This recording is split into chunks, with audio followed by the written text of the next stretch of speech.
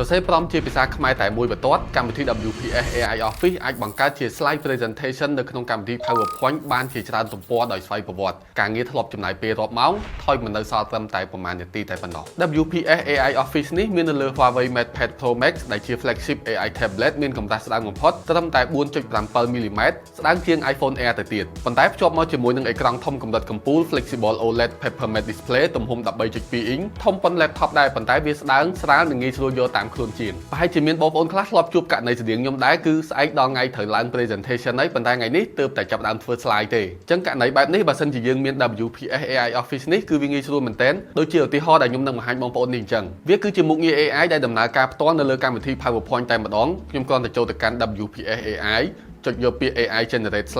generate slide from topic រួចសរសេរពីប្រធានបទឬក៏គម្រោងដែលយើងចង់បង្កើតហើយចុច generate នោះ AI វានឹងធ្វើការព្រៀងមាតិកាឬក៏ចំណុចគោលឲ្យយើងជាស្រេចតែម្ដងដើម្បីឲ្យយើងធ្វើការកែសម្រួលឬក៏យើងអាចយកតាមវាទាំងស្រុងក៏បានដែរបន្ទាប់មកយើងគ្រាន់តែជ្រើសគំរូ template ហើយរងចាំត្រឹមតែប្រហែលនាទីតែប៉ុណ្ណោះ slide របស់យើងនឹងលេចចេញជារូបរាងហើយយើងគ្រាន់តែកែសម្រួលទៅលើ font ឬក៏អត្ថន័យលម្អិតផ្សេងៗជាការស្រេចហើយស្រដៀងគ្នានេះដែរជាមួយនឹងឯកសារ file Word ក៏យើងអាចឲ្យ AI សរសេរឲ្យយើងបានដែរដោយខ្ញុំបានសាកល្បងឲ្យវាបង្កើតជាកិច្ចសន្យាជួលរថយន្តនិង script video អំពីការបង្កើតមាតិកាជាដើមឃើញថា AI វានឹង generate ជាចំណុចគោលឲ្យយើងឆែកនិងកែសម្រួលបន្ទាប់មកវានឹងចាប់ផ្ដើមសរសេរជាអត្ថបទភ្លាមៗតែម្ដងអ្វីដែលសំខាន់គឺយើងអាចប្រើប្រាស់ជាភាសាខ្មែរបាន 100% ព្រមទាំងអាចបដូរ font ដែល Huawei បានដាក់មកជាស្រេចជាង 400 font នេះថែមទៀតចំពោះ Excel វិញក៏មិនខុសគ្នាដែរយើងអាចឲ្យ AI បង្កើតជាគំរូតារាងគ្រប់គ្រងស្តុកទំនិញផ្សេងៗហើយយើងអាចយកតារាងនោះមកកែឈ្មោះទៅតាមផលិតផលរបស់យើងជាក់ស្ដែងឬក៏បន្ថែមតារាងថែមទៀតក៏បានដែរចំពោះអ្នកដែលអាសាធ្វើការជាមួយនឹងឯកសារ file PDF វែងគឺកាន់តែងាយស្រួលទៀតហើយព្រោះថាយើងអត់ចាំបាច់ចំណាយពេលក្នុងការអង្គុយអានឯកសារទាំងមូលទៀតនោះទេ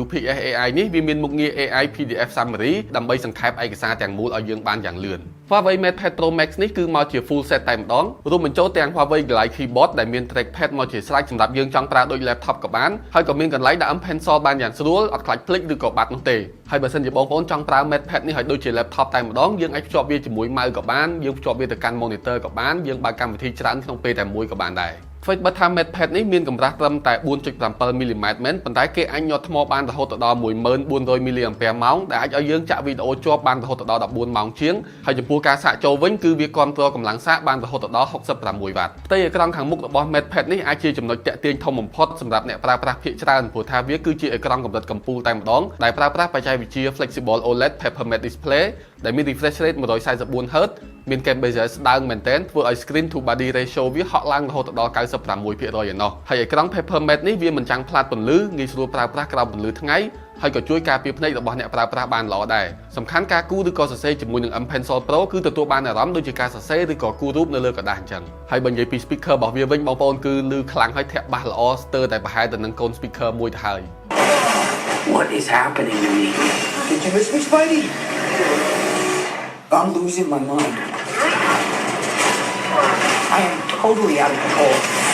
បន្ថែមពីលើ WPS AI Office នេះបើសិនជាបងប្អូនប្រើវាផ្គប់ជាមួយនឹងកម្មវិធីកម្រិតកុំព្យូទ័រមួយចំនួនទៀតដូចជា CapCut Pad សម្រាប់កាត់វីដេអូដែលមាន UI ដូចទៅលើកុំព្យូទ័រដែរកម្មវិធី Canva សម្រាប់ការងារ design poster ផ្សេងៗការប្រើ Google Chrome ឬក៏ browser ជា desktop mode សម្រាប់គ្រប់គ្រង Facebook page ឬក៏ boost post ជាដើម MatePad Pro Max នេះនឹងក្លាយខ្លួនទៅជា laptop មួយដ៏ពេញលេញតែម្ដងសម្រាប់ការងារទូទៅប៉ុន្តែអ្វីដែលធ្វើឲ្យវាលើសពី laptop ទៀតនោះគឺបងប្អូនទទួលបានកម្មវិធី Huawei Note AI ដែលយើងអាចសរសេរជាមួយនឹង M Pencil គណនារូបមន្តគណិតវិទ្យាបានក៏ដូចជាកម្មវិធីគូរគំនូរ digital កម្រិតអាជីព Go Paint ដែលមានជក់កម្រិតអាជីពក៏ដូចជាការបើក layer បានច្រើនថែមទៀត Huawei MatePad Pro Max នេះក៏មកជាមួយនឹងការថែមជូនជាច្រើនផងដែរដូចជា WPS AI Membership រយៈពេល1ឆ្នាំHuawei Glide Keyboard តម្លៃ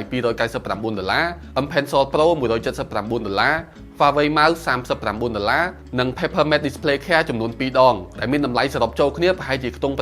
ឯណោះបូករួមជាមួយនឹងការធានាផ្លូវការរយៈពេល1ឆ្នាំអញ្ចឹងបងប្អូនទាំងអស់គ្នាវិញយល់យ៉ាងណាដែរចំពោះ Huawei MatePad Pro Max នេះសូមចែករំលែកមតិយោបល់របស់បងប្អូននៅក្នុង comment ខាងក្រោមមកខ្ញុំបាននឹងផងហើយយើងនឹងជួបគ្នាវីដេអូក្រោយ